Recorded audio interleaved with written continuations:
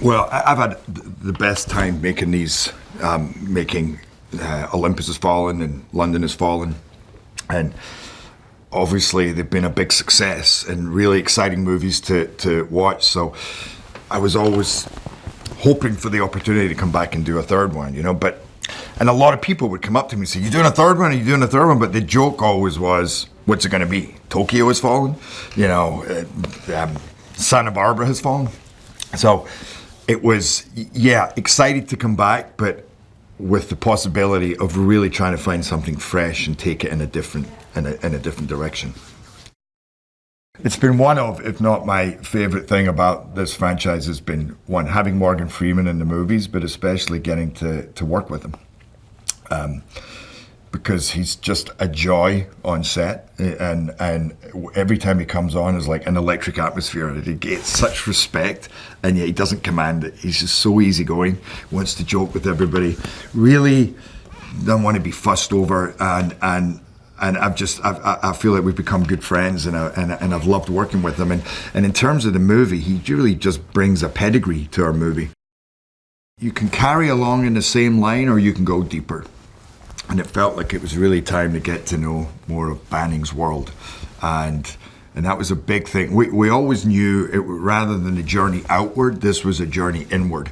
But it was a big thing for Rick, our director, to say, let's really kind of make this a personal journey where he's not just struggling with the world that he's in and the things that are against him, but we're really seeing all his struggles, his strange relationship with his father who abandoned him when he was a kid, the stress that's happening with his wife and his kid because she wants him to take this job.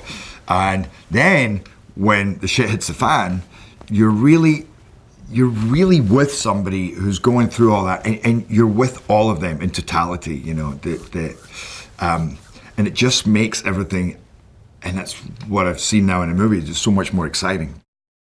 Just the two of them on their journey under these stressful situations, and their different ideas of how you deal with those situations, because it's like old bull, young bull, as he says in the movie.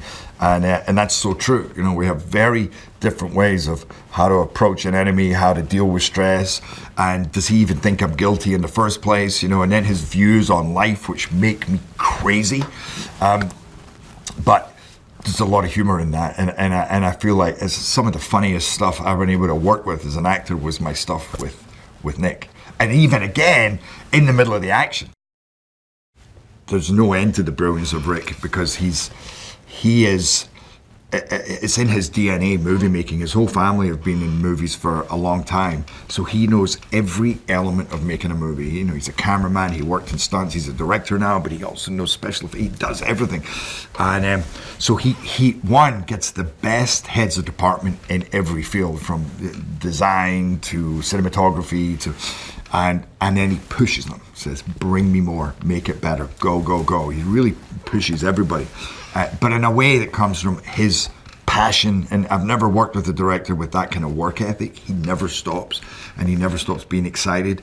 And him and I have become real brothers, because I know this franchise as well, so it was also the two of us kind of coming together to take his idea and his fresh perspective, and also keep those elements of the franchise that people love.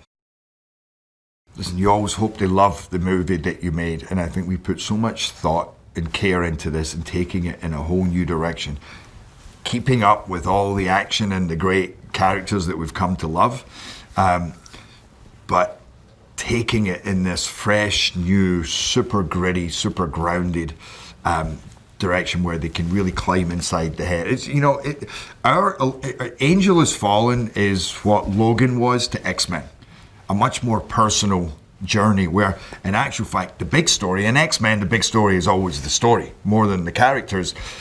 In Logan, the big story is Logan's journey, and the rest of what's going on is really in the back. And that's what we did here. There's the whole private contractor situation and the Russians getting involved, but that's in the back. It's really this fugitive style journey of a guy who we know and love now in the most peril from both the outside and the inside that he's ever been on.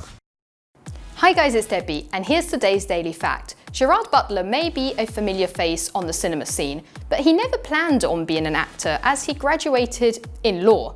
But as his work interviews as a lawyer failed, he decided to take on his way more famous job. Remember to click below to subscribe or on the side for more great content.